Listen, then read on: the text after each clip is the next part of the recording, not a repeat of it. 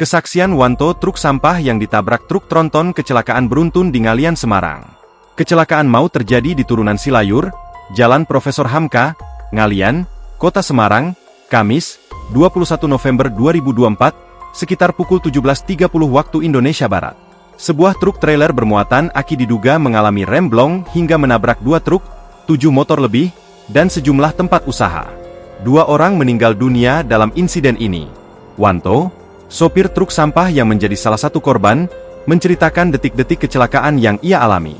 Saat itu, ia sedang menyeberang dari arah Beringin menuju TPA Jatibarang untuk membuang sampah. Di tengah perjalanan, truknya dihantam keras oleh truk trailer yang melaju dari arah selatan. Saya lihat truk trailer melaju dengan kecepatan tinggi tak terkendali lalu menghantam truk yang saya kendarai, ucapnya. Setelahnya, truk bermuatan aki tersebut menubruk sejumlah kendaraan dan bangunan. Randy Dimas Maulana, saksi lainnya, mengatakan truk trailer sudah oleng sejak berada di atas turunan. Akibat ditabrak truk, warung Randy luluh lantak.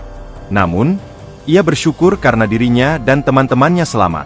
Yang penting kami selamat dulu.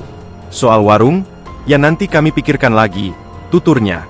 Kepala Kepolisian Sektor, Kapolsek, Ngalian Kompol Indra Romantika menuturkan, kecelakaan beruntun ini dipicu oleh truk trailer yang diduga mengalami remblong. Betul, karena truk tronton remblong. Lokasi di Jalan Profesor Hamka, sebelum RS Permata Medika, turunan Silayur, terangnya, Kamis. Sementara itu, Kepala Satuan Lalu Lintas, Kasat Lantas, Kepolisian Resor Kota Besar, Polrestabes, Semarang AKBP Yunaldi mengungkapkan, 2 orang tewas dalam kecelakaan di Ngalian. Ini truk tronton membawa Akia di turunan ini menabrak depan toko ini, meninggal 2 dan 3 luka, jelasnya. Korban kecelakaan dievakuasi Rumah Sakit Umum Daerah, RSUD, Dr. Adhyatma, Kota Semarang.